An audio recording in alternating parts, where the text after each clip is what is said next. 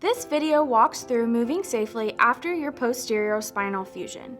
We are focused on providing the best care possible so you can heal and get back to your regular day-to-day life.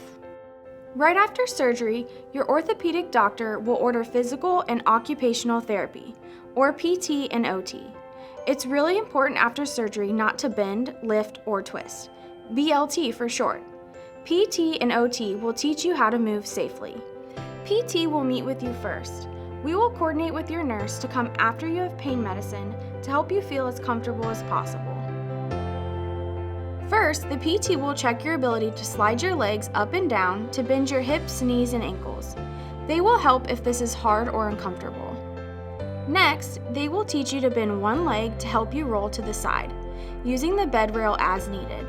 This is called a log roll. Log rolling is important because you move without any twisting or spine movement. This is also a good time for the nurse to check the dressing on your back. The PT will then help you push up to sitting from lying on your side. Once sitting at the edge of the bed, you will take deep breaths to help with the transition. The therapist may ask you to gently turn your head side to side, as your neck muscles may feel stiff after surgery.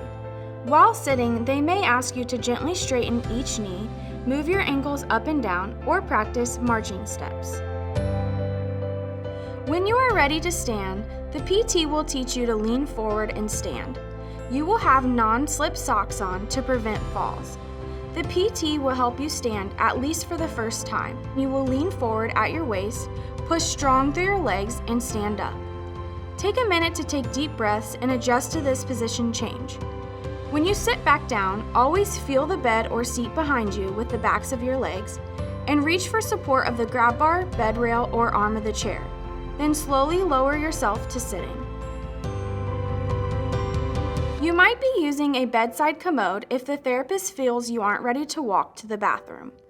Once standing, the therapist will help you pivot or step in place to turn to sit on a bedside commode. We can order a bedside commode for the home if appropriate. Sometimes very tall patients will use a raised toilet seat at home, so you don't have to bend so far to sit, then stand again. The occupational therapist, or OT, will instruct you on how to perform toilet hygiene without twisting or bending. The PT will set goals for you to walk independently before you are ready to go home. Some patients need handheld help for safety. Other patients need a walker for a short time to build strength. You will need to get your body used to walking again with your straightened back.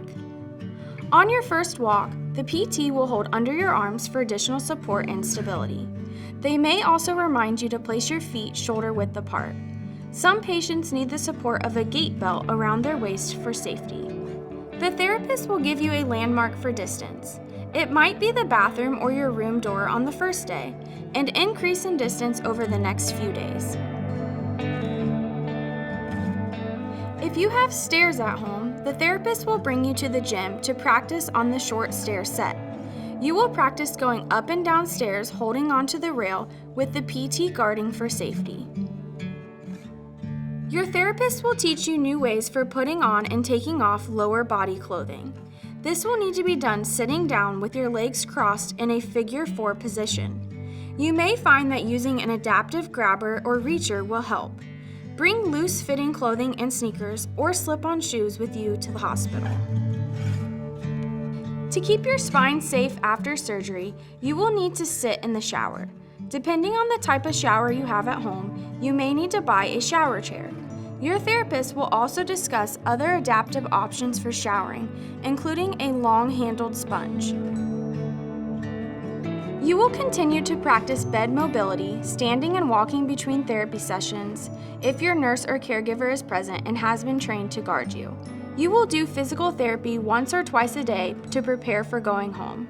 You will see OT 1 or 2 more times after the first evaluation to maximize independence with your daily activities and strengthen your upper body. Before discharge, PT and OT will make sure you have any needed equipment for home. This could be a bedside commode, raised toilet seat, shower chair, and/or walker. Your caregivers will be taught to guard and keep you safe as you gain mobility. Safety is very important to avoid falls. Let your care team know if you have any questions or concerns at any time. Thank you for choosing Dayton Children's.